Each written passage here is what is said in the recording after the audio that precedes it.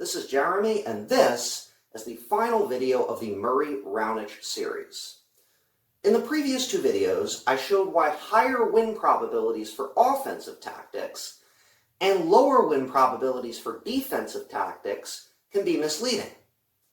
In summary, offensive tactics, such as approaching the net, are often used when you already have the advantage. So it isn't necessarily the tactic itself that causes you to win. Likewise, defensive tactics, such as hitting down the middle, are often used when you're at a disadvantage. So it's that disadvantage, rather than the tactic, that causes you to lose. Causal inference, however, can be applied to more than just strictly offensive or strictly defensive tactics. Before I get into the specifics of how, I'm going to set up a framework.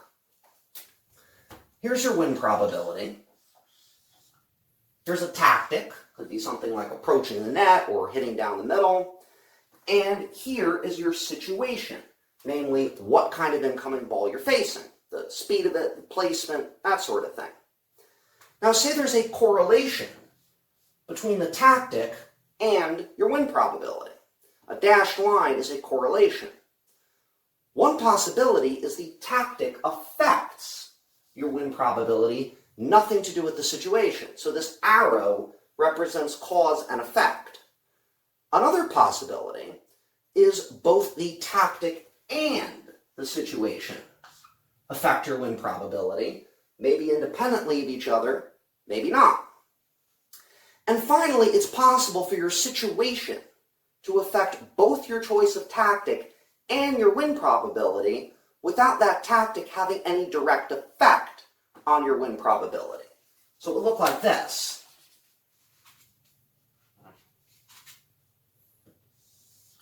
Which means that any correlation between your tactic and your win probability is spurious or not meaningful. The 2016 Wimbledon final has a really good example. There's one tactic in particular, running around the backhand to hit a forehand, for which both Murray and Raonic had higher win probabilities, Raonic significantly so.